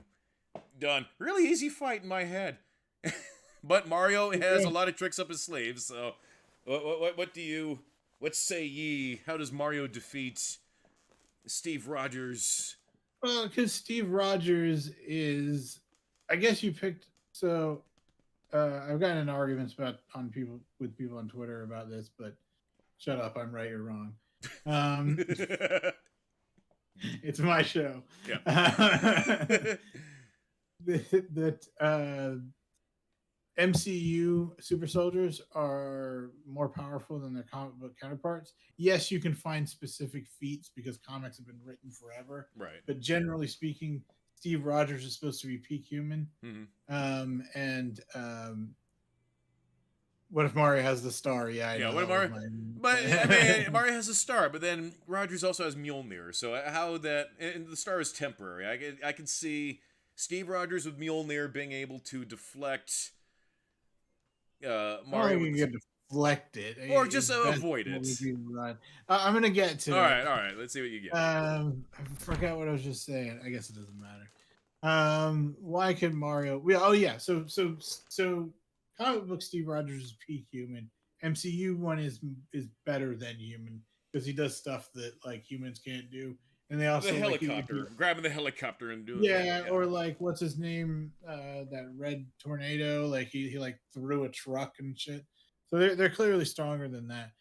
But so you picked a more powerful version. But Mario is very strong, very fast, has very good reflexes. I mean, he can jump and punch through brick. Mm-hmm. He can like. And so can Steve Rogers though. He can punch through. He's punched through brick. He's kicked. He's gone through walls. He can do that. Yeah, I give it to Mario. Mario's also very fast. The people have like matched him against Sonic and stuff like that, Mm, and he actually surpasses him in certain ways. right. He can fly with his cape. He's got all sorts of crap. Mm. So he's got a lot of things, and then he's also got his fire tornadoes. So I think he wins just by being the better athlete. Because I mean, Steve Rogers' whole thing is I'm this peak athlete. Mm-hmm. Yes, you picked a version that goes beyond that, but it's still got its limits, upper limits. Mario surpasses him in almost every regard. Then you start factoring in his power ups. I mean, come on. I got Right, like but I mean, fireballs. this guy went up against Thanos, and yes, Thanos was able to break his shield. Yeah, I guess the curveball is you've got his thing. So, You got me all there. All right, damn it. I'm going to Mario's Mario. main power is jump. He has other powers, and I will grant all the reflexes and everything, but you have to... Now Steve Rogers has the power of Thor. So, Thor reflexes, Thor fighting... But MCU Thor. So all right, so MCU Thor, but either way, Mario, though he is strong at breaking through bricks and whatnot, there are some things that he just cannot break through. Even certain shells, he's incapable of I punching give through. it to you. You got power of Thor, so you've outstrengthed Mario. But I think he outspeeds and outreflexes you. And then on top of that, he's got a variety of powers. He does have a variety of powers, but I think with Thor also has a variety of powers. And the thing is, throw my hat at you and it'll land on your head, and then all of a sudden I control you. that'd be funny for Rogers to throw the shield and Mario throws the hat. They both kind of collide in air. That'd be great. See, here's the thing. Mario is still inconsistent with the damage he takes. He can be taken out with a spike. He can be taken out with a water. He's just wildly inconsistent to be taken out. That's why when I used Dexstar, I just with the fire breath and the like it's he's too inconsistent. Like off screen during a cutscene, yeah, he's fucking kicks ass. But when you actually play him, it's like, God, you're just a squishy dude. What is this? So, I think with his primary thing being jumping, I think he's going to be able to... Wait, I'm going to jump on a turtle like 1,000 times and get 100 lives before this. Right, like that would happen. I just see him just, Captain America's taking stances like... If I jump on Captain America and I hit him, wouldn't the shield like knock him down and like I kick him and he go? Woo, woo, woo, no, because vibranium redisperses all that energy. So I know. So so Captain America would just land on essentially just just like a flat surface. I don't know. I just see Captain America just bitch slapping him into a tree after he jumps. Nothing's happening, Mario. Bam! This is a fun one. I like this one. What are you looking at? Okay. So, he kept up. Okay. He can keep up with Bowser's clown copter on foot. Now, we know the clown copter has flown to the sun in a very short time frame. Likely hundreds of times faster than light. Mm-hmm. All right. So I can do this. All right, Mario starts running. Because Rogers is like, all right, I can do this all day. And then he starts running around the earth. And then Rogers is like, oh, I guess you gave up. And then boom, hits him. And then he's like, what was that? Mario does not fight like the Flash, damn it. And then he does it again. Keeps running around the earth. Boom, hits him. Keeps running around the earth. Boom, hits him. Boom, hits him. Boom, hits him. Finally, like Rogers is just like really fucked up and everything. And then just it's over. Like, or using this faster than light factoid I found. He runs until enough time has passed because Captain Rogers, his like super soldier blood, like, doesn't it age him extra fast? And so then he's old, and then he dies, and then Mario wins. This is a fun one. But anyway, I think we've sort of said everything we need to say. So we will get the polls up, and please cast your vote to see for who you think won the death battle between Captain America and Mario. Shall we roll for the next? Yeah. Yeah. Okay. Shit, my dice are way over there. 1 second, please. What's the number at right now? I think you have to roll under 30 now. 30. All right. Thing. Yeah, 30 or under. 30 D20 D10. I got a returning fight. We only have a couple that haven't fought yet. So far, the only people that haven't fought are Superman, Darth Vader, Tarzan, Megatron, Arya Stark, Gizmo, and Zatanna.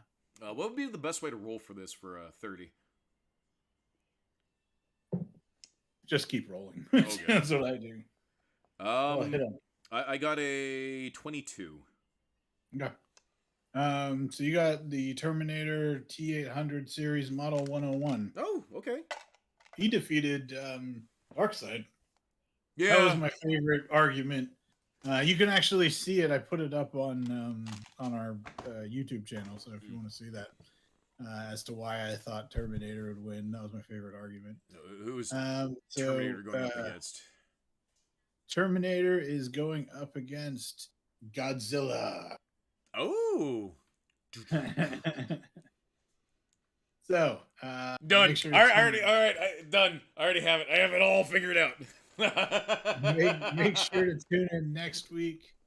I'm gonna take the Godzilla that fought Thor and stalemated him in a strength competition. No, I'm just kidding. I don't know what I'm gonna take. I don't know. My brain already came up with a whole Terminator v Godzilla movie franchise. Give me a bag of money, Hollywood. I'll make it happen. All right. Because in order to in order to do Godzilla, you have to look at Godzilla's origins, which stems from the atomic bomb. What you would call, I don't know, Japan's Doomsday or Judgment Day, if you will. So, if it had not been for Judgment Day, we would not have Godzilla. So, it writes itself.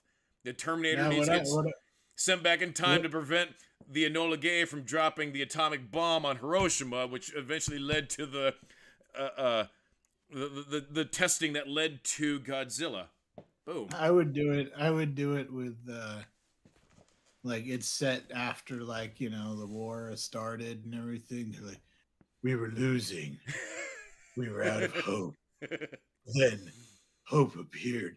And then, like, on the horizon.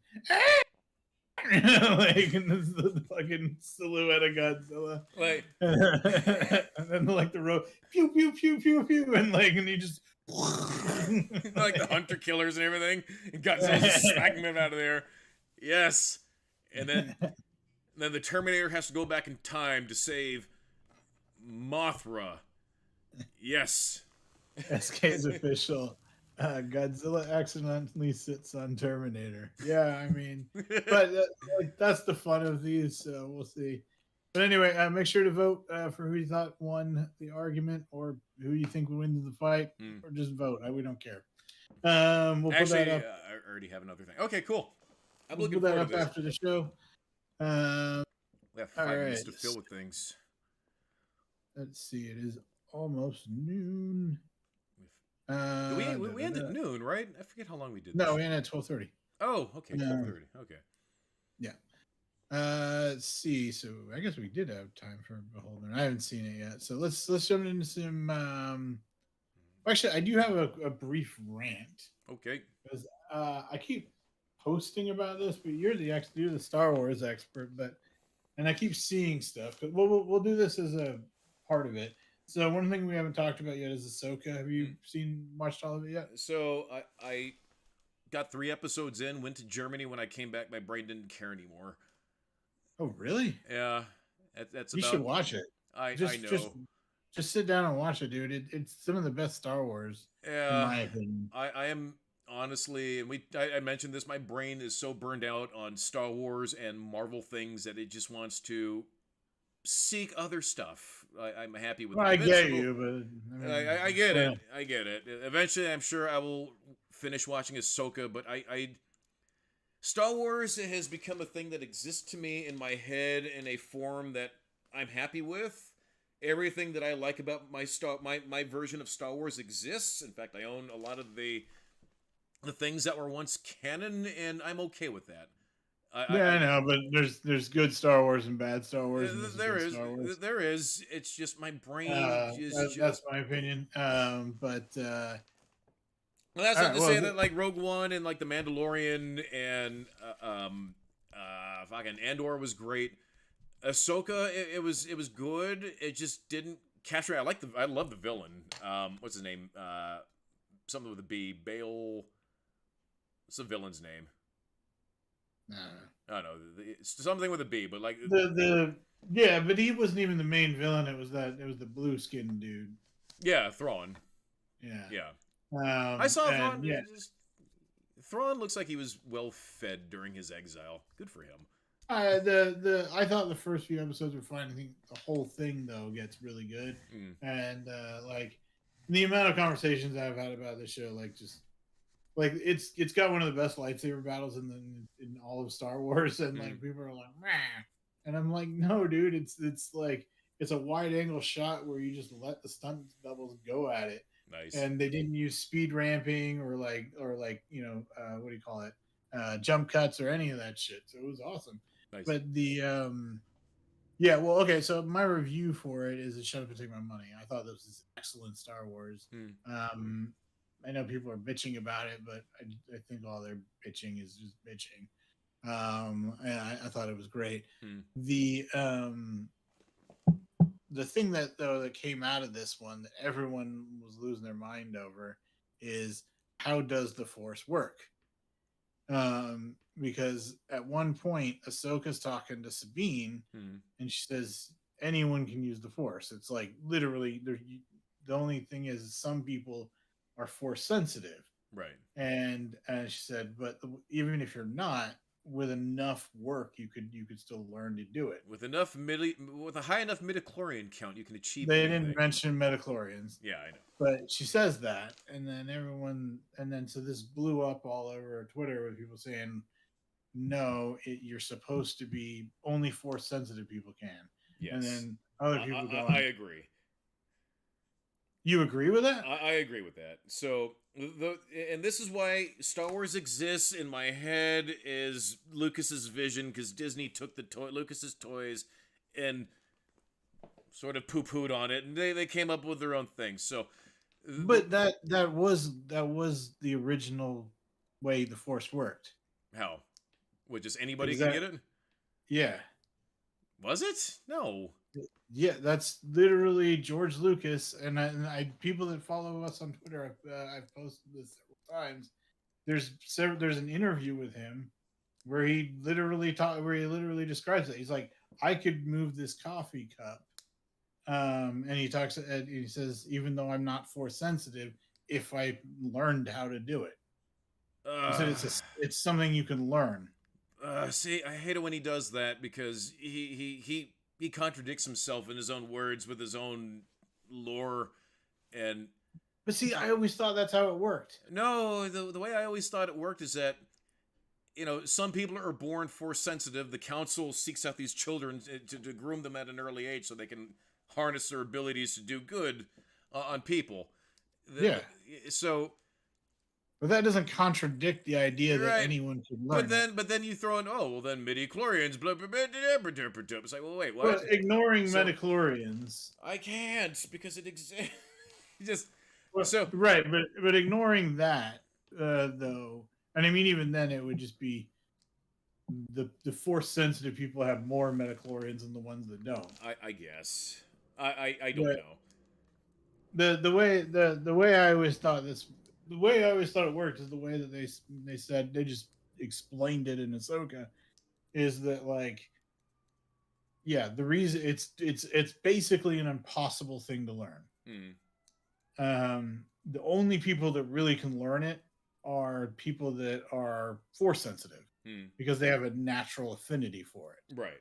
But if you were, I know Naruto has powers, but Naruto's that stubborn kind of character that I'm going to force myself to learn it. Like a Goku If you, type thing. or Ben Grimm. Ben Yeah. Grimm, perfect example. Right. He's got indomitable will. Right. So if you are this rare breed that can learn it just through sheer willpower, you can learn it. So, And and then you look at if we look at Ahsoka, Sabine, it took her 10 years, 5 years training under a Jedi, and then 5 years of like just dicking around by herself, and then training again under a Jedi to gain the ability to use the Force.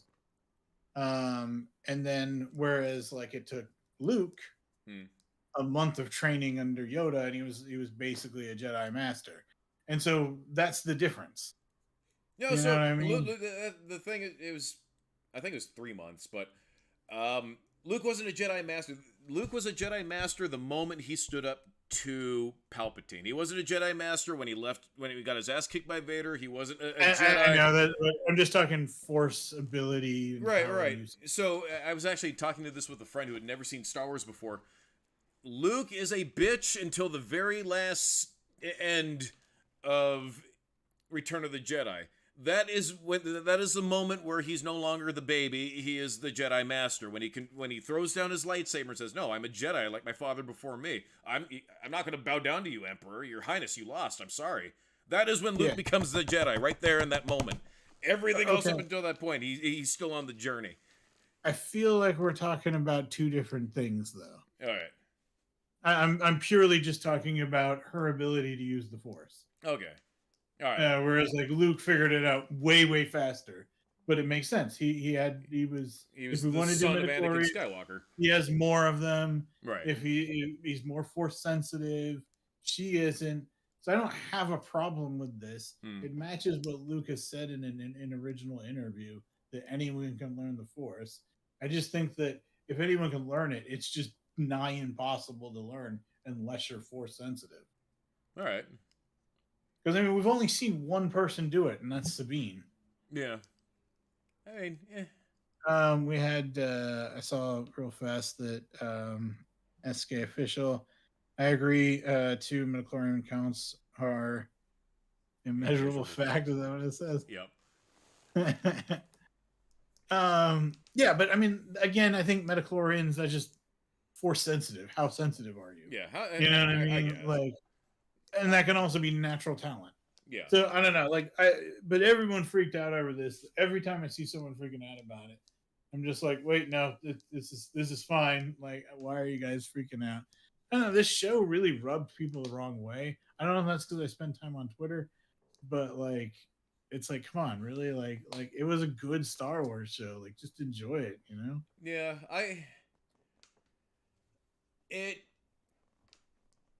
I'll eventually go back and finish it. I got to the episode, I think, when Thrawn came back, and then I think there's like 2 more episodes, but then when I came back from Germany, I was just, Dude, I get that. Yeah. I watch shows, and no matter how good they are, because I've stopped, I just don't pick them up again. But I do know that if I do force myself to, I usually end up enjoying it. Yeah. And I do think you would enjoy this. I really do. But okay. So that was Ahsoka, and also the rant about how the Force works. How do you guys think the Force works? Do you agree? Do you disagree? Do you, whatever your thoughts are, let us know.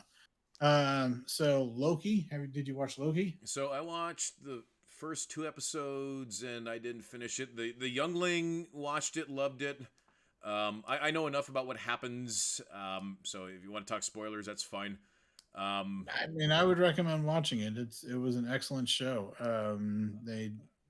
Loki season 1 knocked it out of the park. I think Loki season 2 knocked it out of the park again. It was also funny in places. Like, my favorite part is how long will that take to learn? Like, I don't know, a few hundred years. and then it goes like a few hundred 100 years like- later.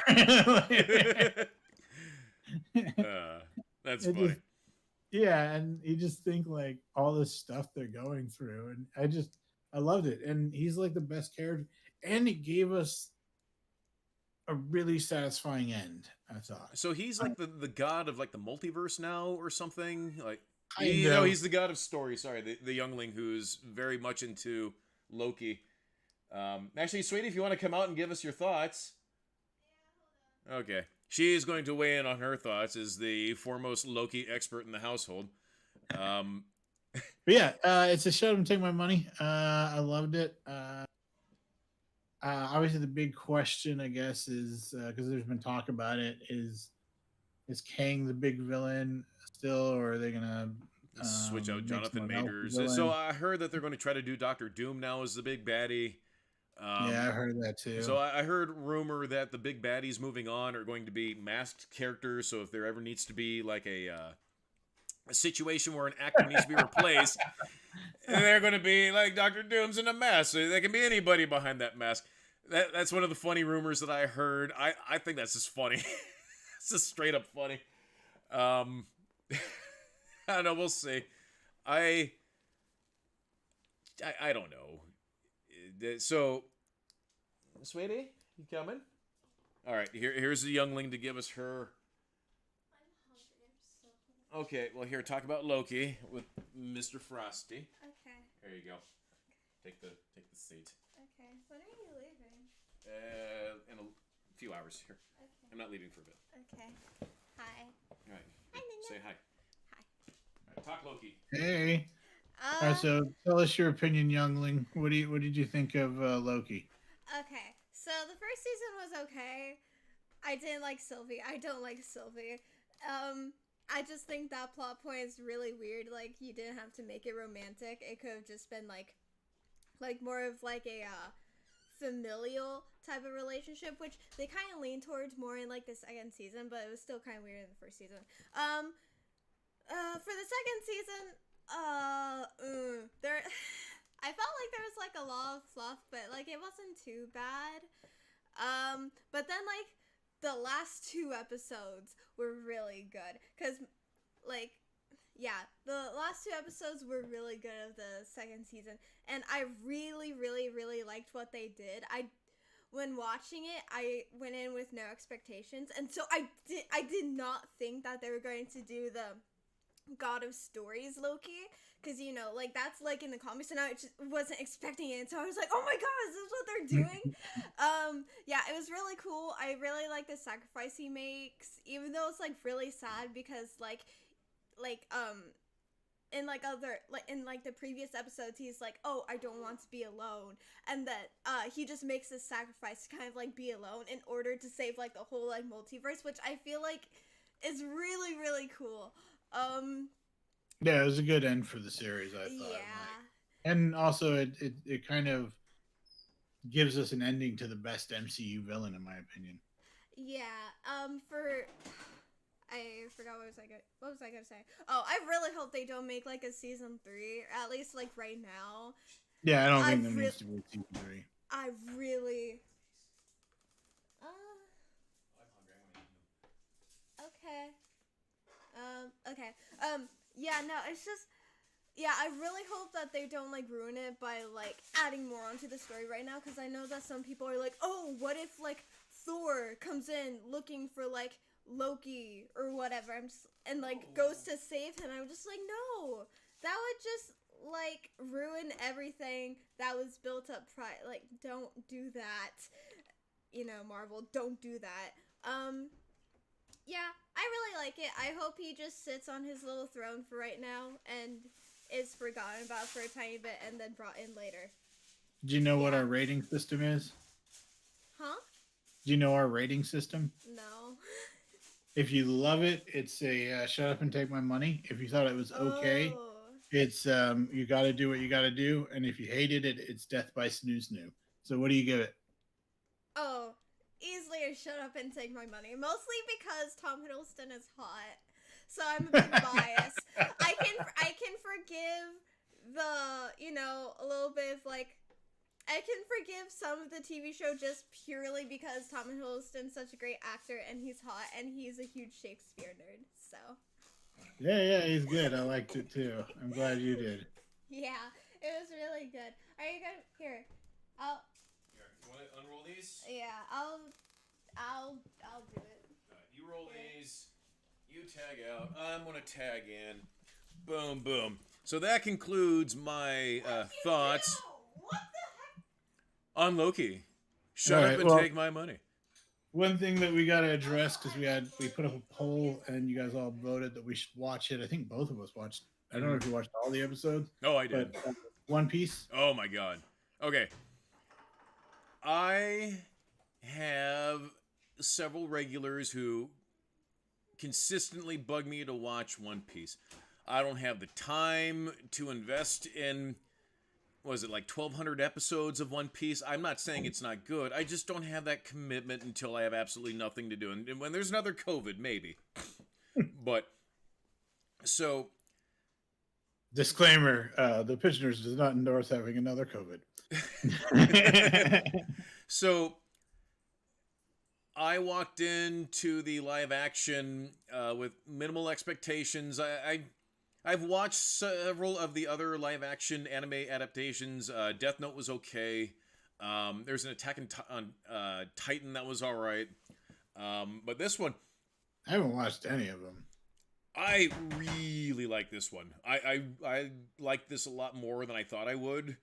And what was nice is that one of my regulars actually came back, one of my One Piece regulars, and I hadn't seen him for a while, and I told him, hey, I watched the live action, it's really good. He said, yeah, the live action is really good. He approves as a One Piece fan. He said that they managed to capture a lot in a short amount of time, which is what I like. So it seems like they took the anime and just streamlined it down for us normies.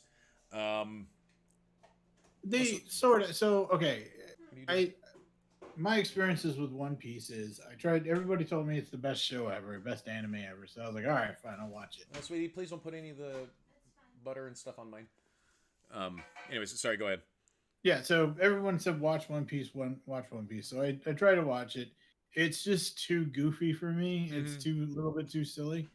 And then I started watching, and then so I gave up. Watch this, and it's got the same kind of silly nature, but in creativity. But I think by being live action, it reins it in a little bit. Yeah.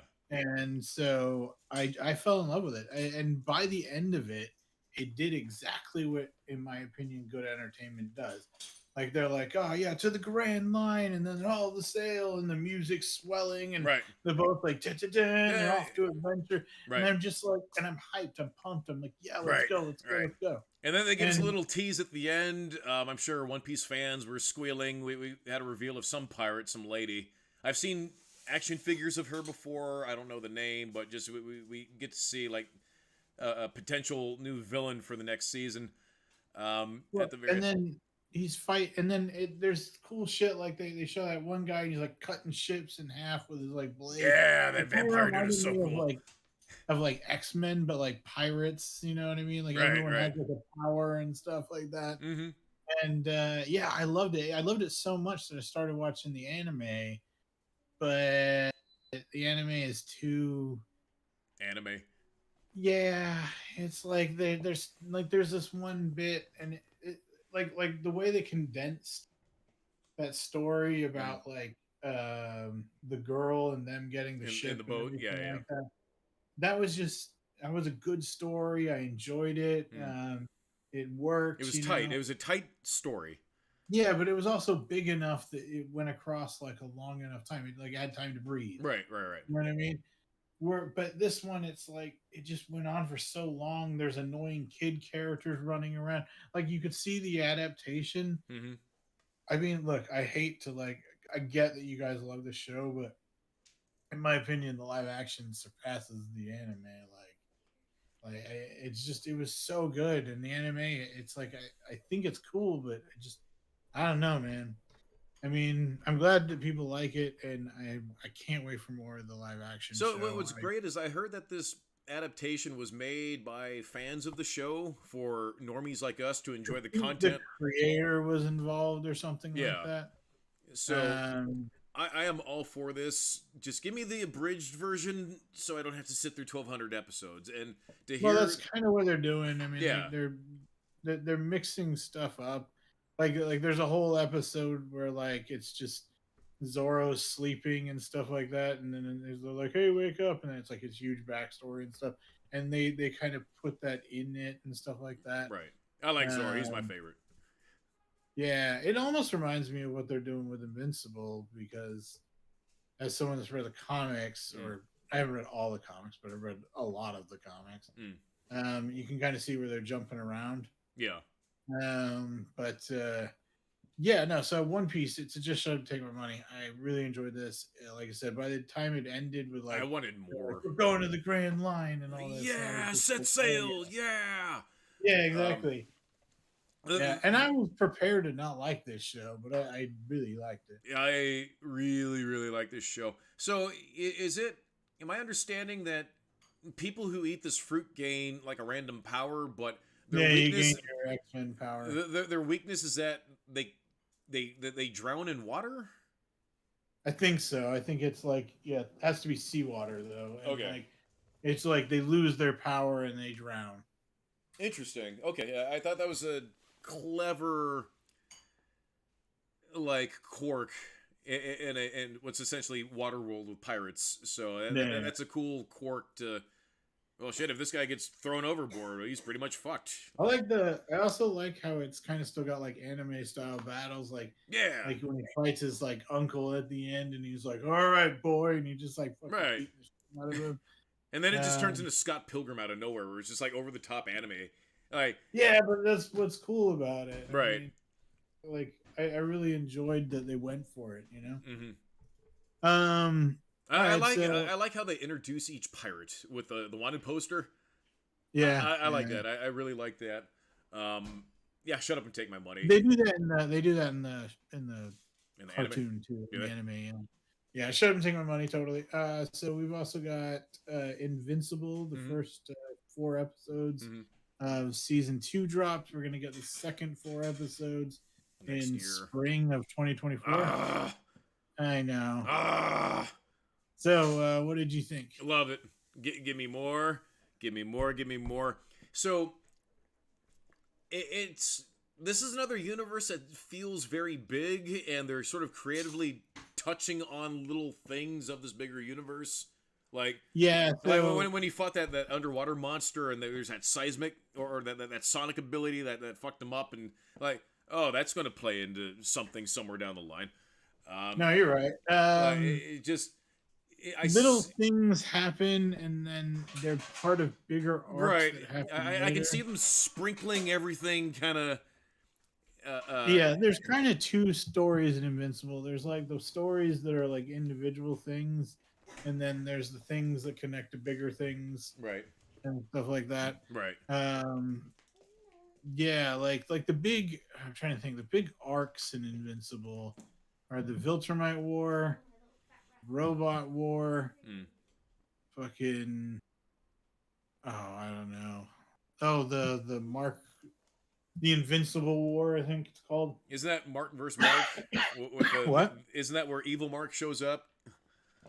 It's an Oh my God. entire invasion of Invincibles from other universes that show up, and they have to fight him back with like every Image comic character, like Spawn's there and shit. Oh shit. That's cool. Yeah. He won't be in the show, Ooh. but yeah. Aren't we getting a new Yeah, Spawn you know- soon? Huh? Aren't we getting a new Spawn something soon? I don't know. It gets talked about, and then you get excited, and then whatever. I mean, we'll see. Spawn's cool. I like Spawn. I would be down for Spawn. The last I heard about it, they were talking about doing a movie that were followed. I forget the 2 names of those 2 The detectives. detectives, whatever. yeah.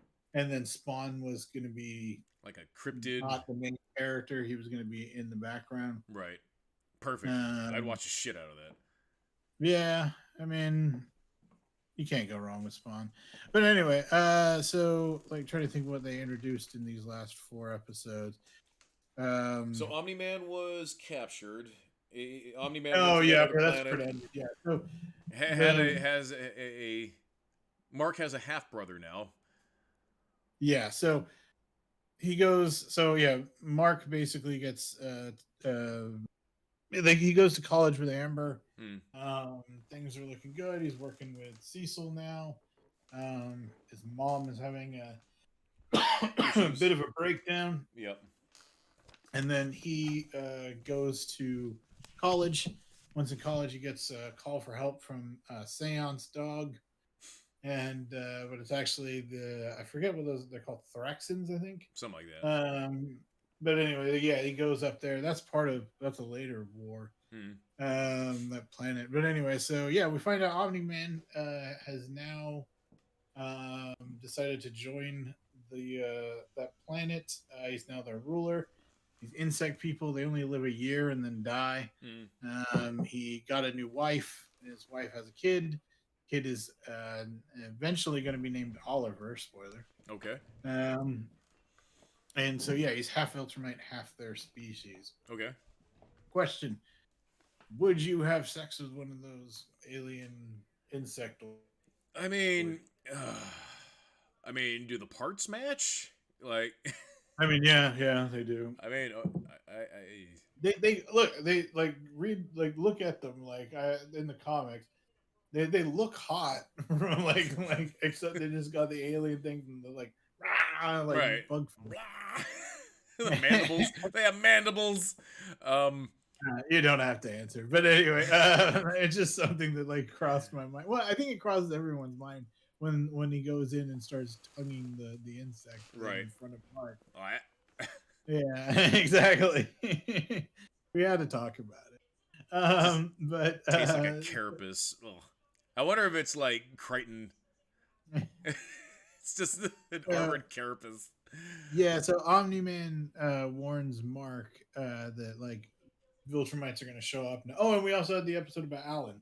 Oh, I love Alan with evil Yeah, me Optimus too. Prime. So we see Alan get ripped apart by the. And we find out Alan's backstory, and then we see Alan getting torn apart.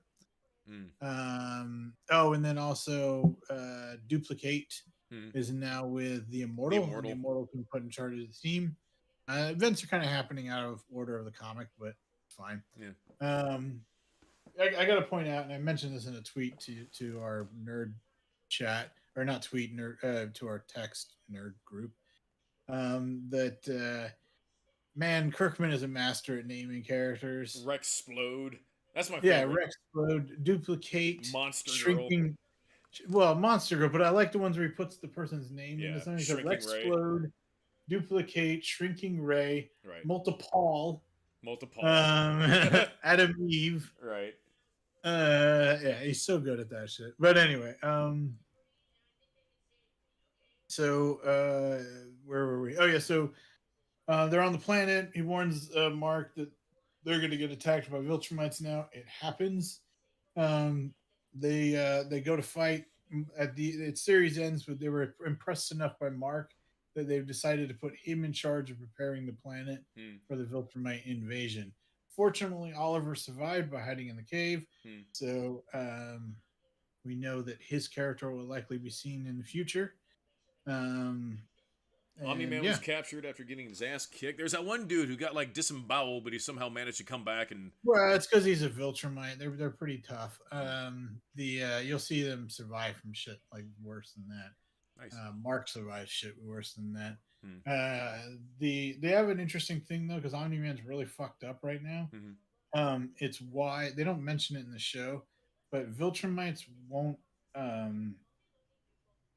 put you to death unless you are fully healthy. Oh. So they've captured Omni-Man, but the reason he's not going to be killed right away is because their code won't allow them to do that. Oh, so what do? Just sicken him and then they kill him, or like what's the process? They just they wait until he's better. They heal him. Oh, okay, all right. And then once he's better, they just then they'll what do you call it? They'll execute him. Oh, interesting code. Okay. Yeah. So all right, that's cool to know. God, I love the fights in this show though. just brutal. Yeah, they're play. brutal. Yeah. Yep. Well, that's kind of the whole point. Is it's like if you actually had these powers, Right. like imagine like how like much you would just like how brutal these battles would actually be. Right. I like that in season one when I think the green people are those the Thraxans when they show up Mm. and they and Mark's trying to save that old lady and like she's just like getting super fucked up more and more and more and then he finally gets her to a hospital and then she dies anyway. I Right. mean, yeah, it's a brutal show, but I mean that's I think that's like kind of the point. That's sort of the universe. Yeah, I saw on Twitter someone said that Frieza. I don't know if they mean current level Frieza, could solo the entire Invincible universe. What are your thoughts on that? Can you imagine Frieza rolling up on Viltrum and, all right, guys, we're going to demolish this for space real estate or whatever the fuck he was a part of. Frieza wasn't a part of that. No, you don't know Frieza at all. No, Frieza was from Dragon Ball. He was I just watched a thing on him. He was like a Frieza was inspired by like real estate brokers or something. Really interesting fact I didn't know about him. Oh yeah. But that's not what he would do. He would just destroy the planet. He was a very sinister villain. That just didn't give a shit. But the point is, like, I have two defenses because I agree he would destroy most Viltrumites. But I have three points. Mark ends the series and he's 20. Oh. But the whole point is Viltrumites get more powerful the more they age. Right. So the Freddie Mercury guy, the big bad guy of the series, mm-hmm. He's like thousands of years old. So Mark at 20 is a match for him. When the series ends, Mark is now thousands of years old. Wow. So how powerful does he get when he's that old? Right. They never show it. Right. But Kirkman said he could take Superman. And then the other point is Adam Eve is basically when she fully unlocks her powers, she's basically the blue dude. What's his name? Oh, Dr. Manhattan? Yeah. Dr. Manhattan, yeah. Right.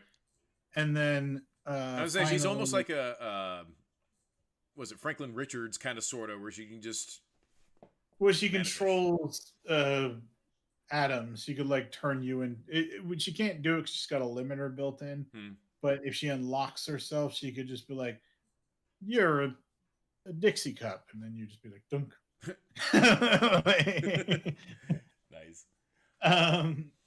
But then and then finally, there's a character named Omnipotus. We haven't seen him yet, but he's omnipotent. Oh, okay. Hence the name. He's sort of kind of like a combination of Galactus and Darkseid. Okay. And like he feeds on universes, and then when he transitions into their universe, he's not at full power yet. But if he was full power, he's basically omnipotent. Interesting. Anyway, looks like we're at that time. But Invincible pissed off that they split it, but loved it. Shut up and take my money. God, it's spring of 2024. Fuck you. That's a dick move, man. Dick move. It is. It sucks. But it might have been because of the writer's strike, which I guess probably.